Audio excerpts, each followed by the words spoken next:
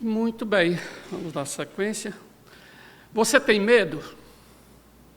Acho que medo é algo que está muito presente na nossa vida, no nosso dia a dia.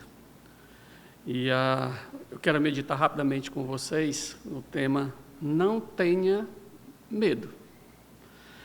É interessante que a mensagem mais importante trazida à Terra, ela foi recheada com medo. O anjo disse a Maria, não temas.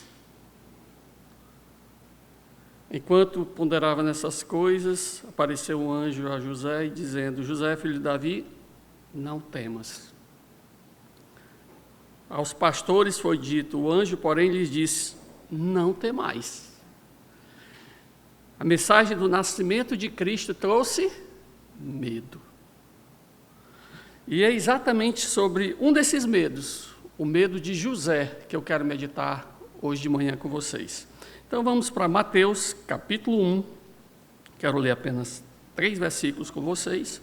A história é bem conhecida e, às vezes, esses textos mais conhecidos são os que a gente, às vezes, tem dificuldade em meditar nesses textos e tentar se aprofundar um pouquinho mais e tirar lições preciosas. Eu acho que se eu pedisse para alguém citar esse texto aqui, com certeza, talvez de qual você não saberia, mas você saberia contar a história nos mínimos detalhes.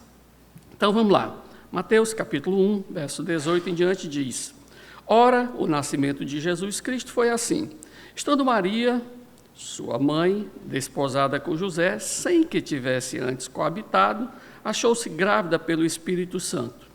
Mas José, seu esposo, sendo justo e não a querendo infamar, resolveu deixá-la secretamente. Enquanto ponderava nestas coisas, eis que lhe apareceu em sonho um anjo do Senhor, dizendo, José, filho de Davi, não temas receber Maria, tua mulher, porque o que nela foi gerado é do Espírito Santo. Vamos orar? Santo Deus, Pai Todo-Poderoso, te peço a tua ajuda nessa breve meditação que vamos ter na tua palavra. Porque quando nos expomos a tão enorme poder, se não buscarmos a sabedoria do alto e a ajuda do teu Santo Espírito, podemos devagar, podemos nos distanciar daquilo, do teu propósito, do propósito da tua palavra nas nossas vidas. Por isso é que eu te suplico, ajuda-nos, eu te peço, no nome do Senhor Jesus Cristo. Amém. Muito bem. José enfrentou uma decisão muito difícil ao descobrir que Maria estava grávida. Apesar de ele estar consciente de tomar Maria poderia ser uma decisão humilhante, ele escolheu obedecer a Deus mesmo assim. Mas eu quero pincelar algumas aplicações sobre como nós devemos lidar com o medo. A primeira coisa é o medo do desconhecido. E no versículo 18, quando nós lemos, ora, o nascimento de Jesus foi assim, estando Maria, sua mãe, desposada com José, sem que tivesse antes coabitado. Então, note que José não encontrava uma explicação humana para o motivo da gravidez da sua esposa. Então, ele estava diante de algo desconhecido. Então, é natural que a gente tenha medo do desconhecido. Mas nós devemos ter cuidado com esse medo. Por quê? Porque o medo do desconhecido, ele gera conclusões erradas. A conclusão de José era muito óbvia. Maria está grávida. Para ela estar grávida, ela tinha que ter tido relação sexual com um homem. Certo? Certo. Esse homem não sou eu. Logo, Maria me traiu. Conclusão errada. Então, nós sempre queremos soluções simples. Nós sempre buscamos algo que seja óbvio, racional. Aliás, nós somos humanos. Mas a vida cristã não é assim. As coisas não funcionam dessa forma. Nós temos uma vida muito complexa, principalmente quando nós temos que enfrentar 2 aspectos, o aspecto humano e o aspecto espiritual. Então, você acha que é fácil? Quantas vezes nós temos que tomar decisões que são meias sem sentido? Não faz sentido, como é que eu vou fazer isso? Sim. Por quê? Porque nós somos diferentes. Nós devemos buscar exatamente a fazer as coisas não conforme a coisa é muito óbvia. Tem que ser assim, porque... Não. Eu sou crente. As coisas não acontecem de uma maneira muito natural na vida cristã. Aliás, nada na vida cristã é simples. Segunda coisa, o medo do desconhecido gera conclusões equivocadas. José estava com medo porque não compreendia todos os fatos. O que o José pensou que era pecaminoso, na realidade era sagrado. Isso aqui é um pecado que é Maria... Não, pelo contrário. O que vem daí é algo muito especial. Maria era uma noiva fiel e não uma mulher infiel. Ficamos chocados e até mesmo decepcionados, algumas vezes, quando nós tiramos conclusões equivocadas. Devemos ter muito cuidado com as nossas conclusões. E o medo do desconhecido, às vezes, gera conclusões apressadas também. Procure ter o maior número possível de informações antes de você tirar suas conclusões. Principalmente se envolver relacionamentos. Quantas vezes nós temos algum atrito com a pessoa e aí a gente chega, isso aqui aconteceu por causa disso. Espera aí, você tem todas as informações? Você conversou com o outro lado, ouviu o que ele tinha para dizer? As minhas filhas estão na fase da mocidade, que eu considero a pior fase que tem, que tira a conclusão de tudo.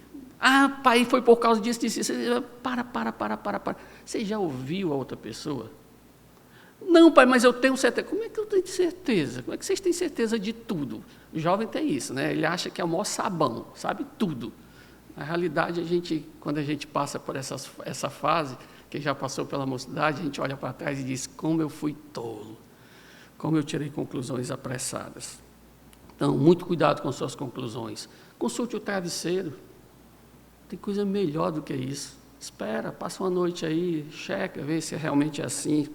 Busque conselho de pessoas experientes, pessoas que você confia, pessoas que você ama. Então, busque esses conselhos.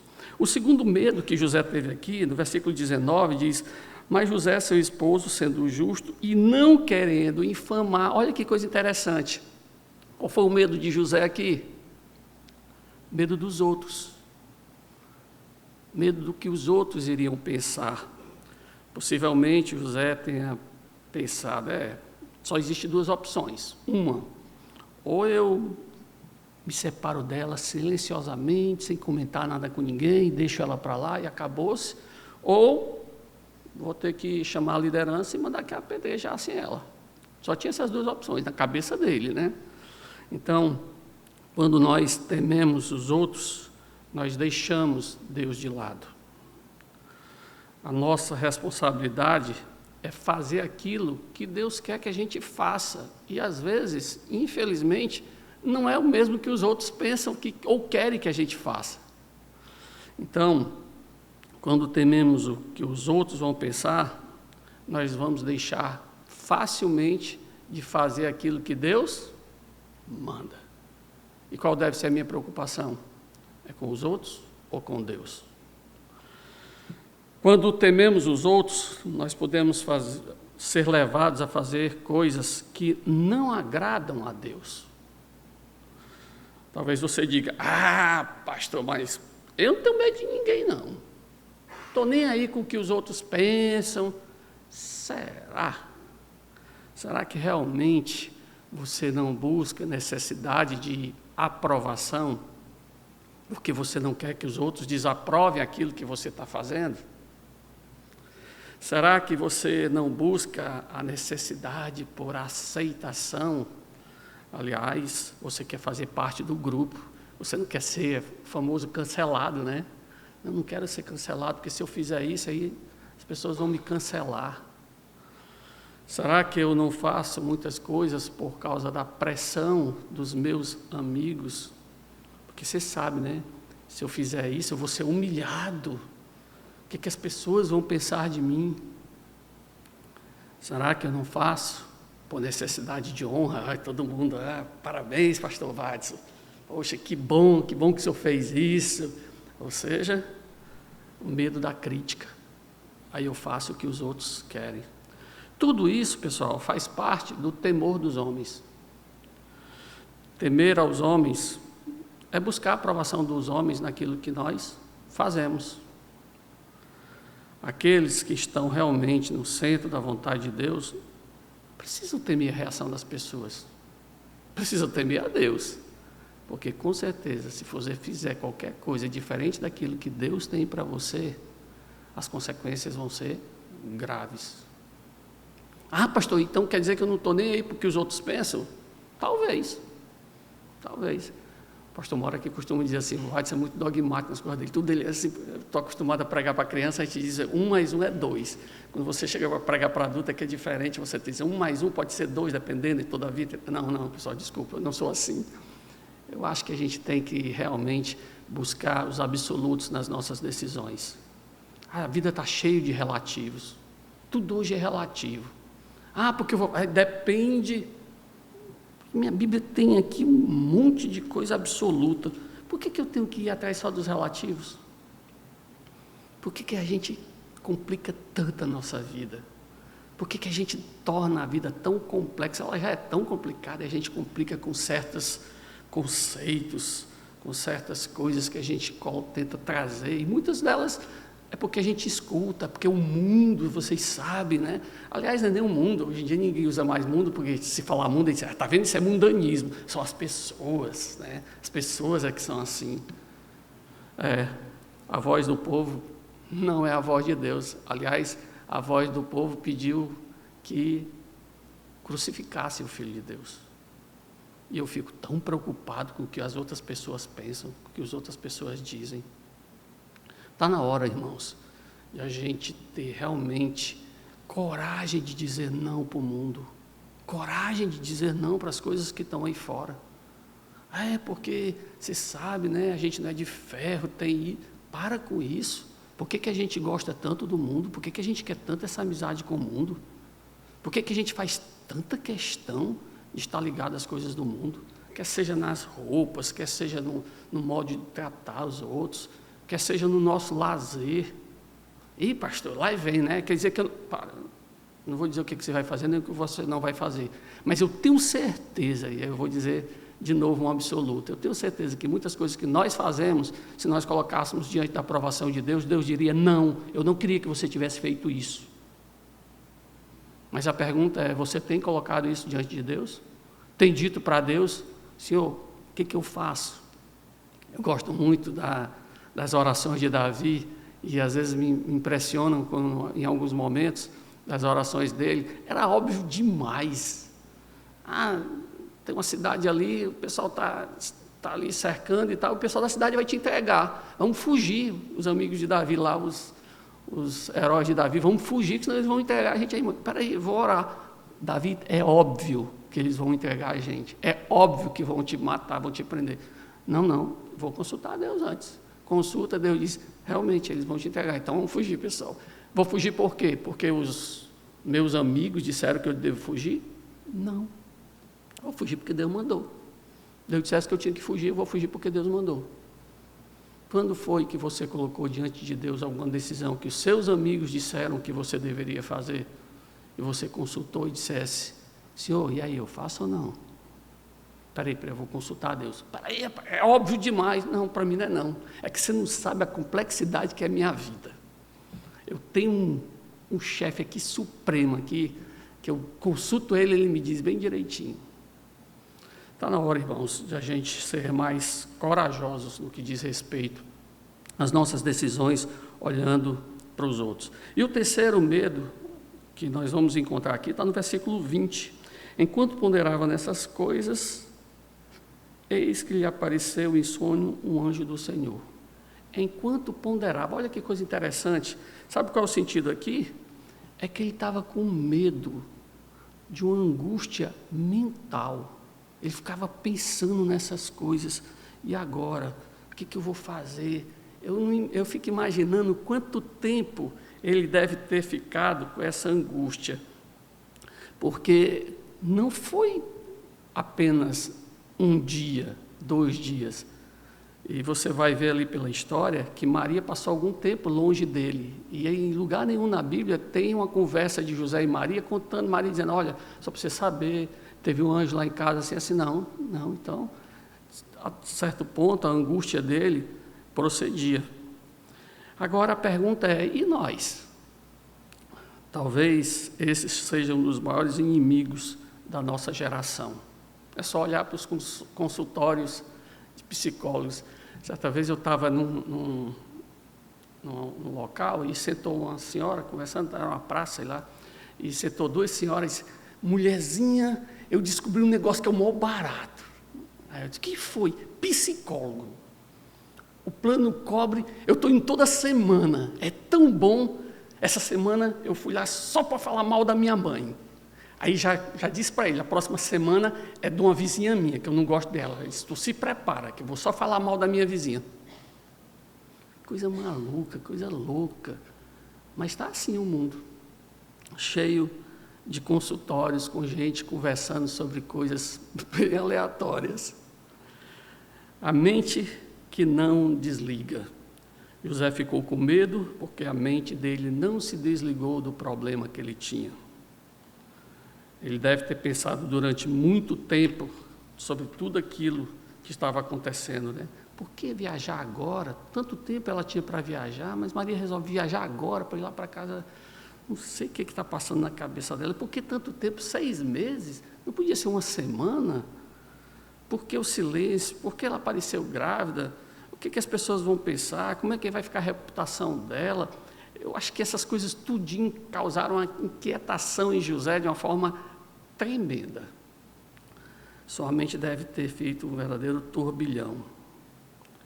José talvez estivesse numa crise emocional muito grande. Então, nós precisamos aprender a desligar a nossa mente. Você acha que toda a sua preocupação vai resolver seus problemas? Você acha que toda essa inquietação que você tem, porque tá isso, não consegue dormir, não come, não faz, tudo isso vai resolver seus problemas? Não. Pastor, é fácil, né? Porque o senhor é pastor. Não, vocês não sabem como às vezes a gente vai dormir pensando às vezes no que vai acontecer amanhã, quando não liga 2 horas da manhã para a gente e tem algum problema para a gente resolver.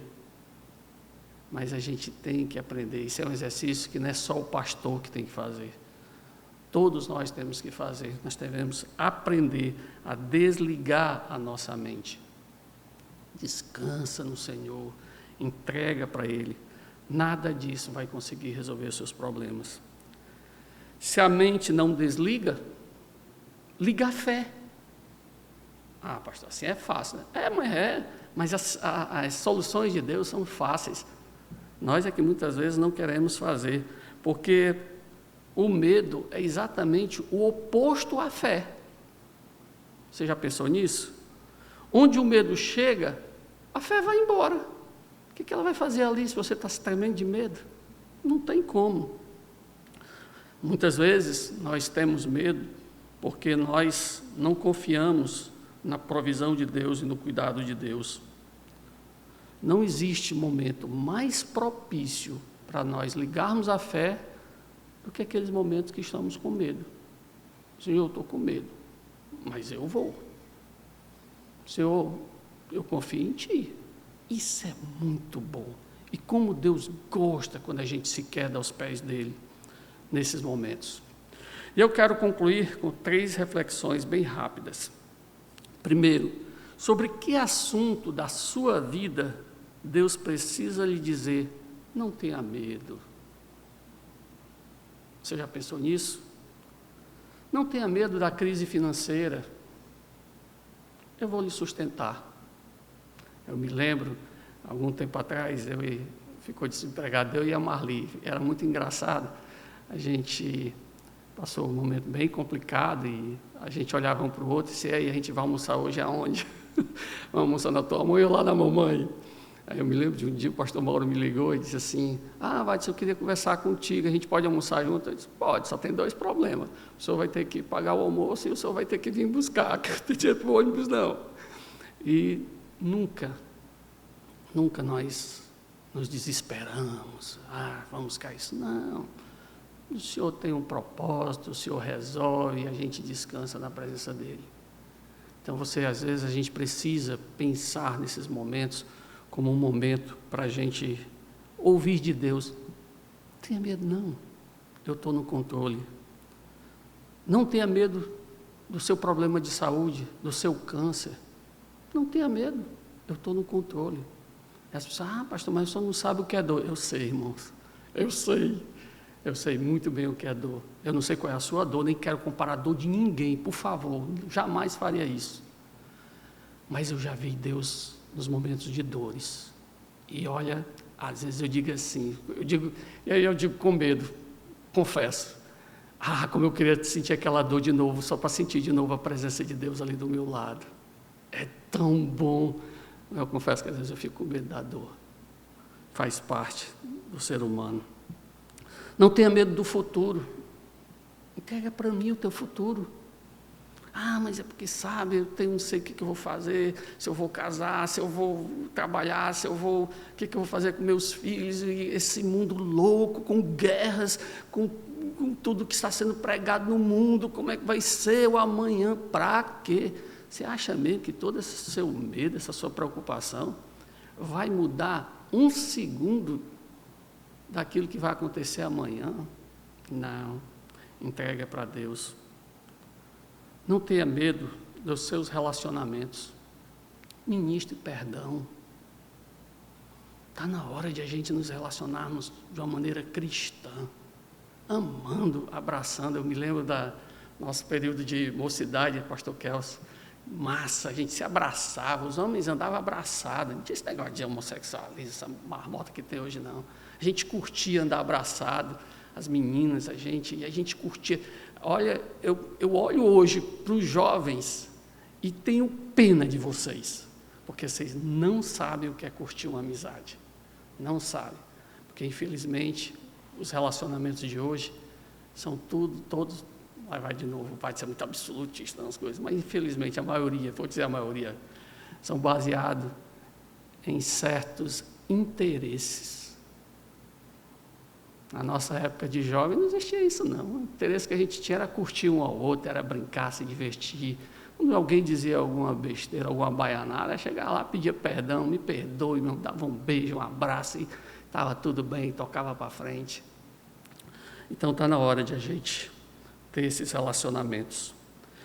Segunda coisa, Deus é poderoso para encontrar você também nos seus medos, como Ele encontrou José, e transformar as suas angústias em motivo de celebração. Você já contou para Deus o que é que lhe causa tanto medo? Deus quer se encontrar com você no seu medo. Mas para isso você tem que confiar nele. E não contar só por contar. Senhor, está sabendo, né? Estou com os problemas aí, o negócio é meio complicado, senhor. Mas estou orando só para o senhor saber. Eu acho que Deus deve dizer ciente. Continua sofrendo aí, desgraçado. Você contou só por contar? Tá bom, estou ciente. Ou você chega e diz, Senhor, quero me derramar na tua presença.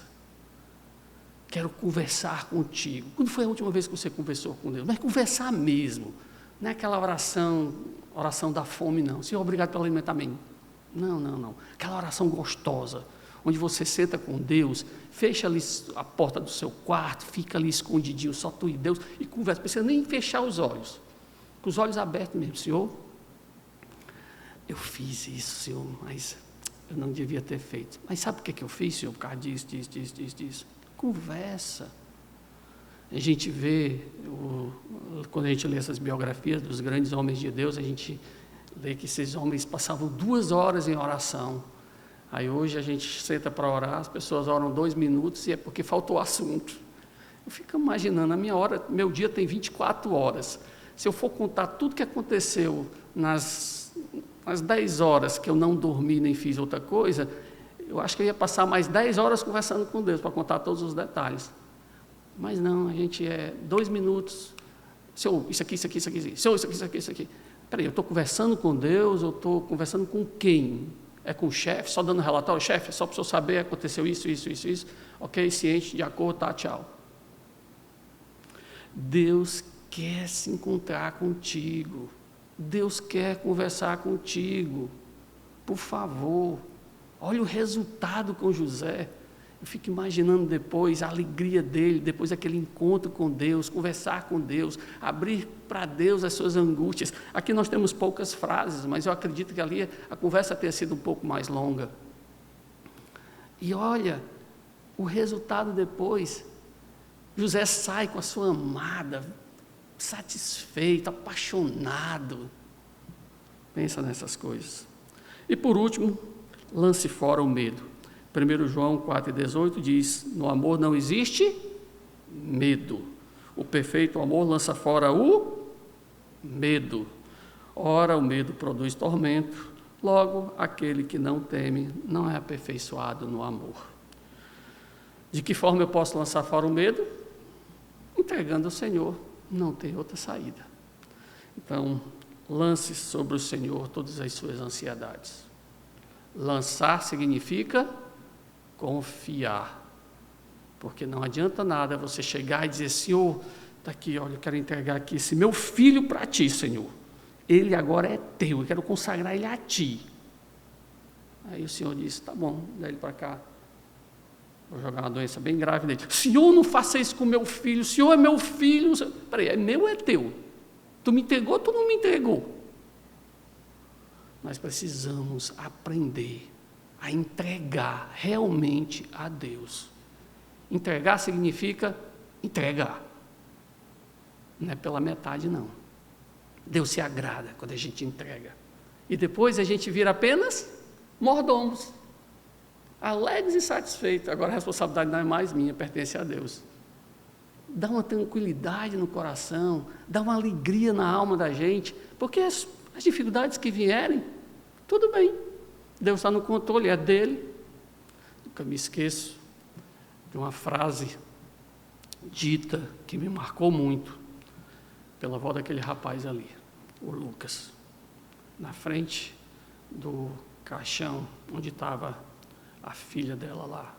Ela disse, Senhor, tu me deu e agora tu pegou de volta, ela te pertence. Eu disse, que sentimento de entrega fantástico, uma serenidade, que eu achei aquilo ali e me impactou de uma maneira profunda. Isso é entrega.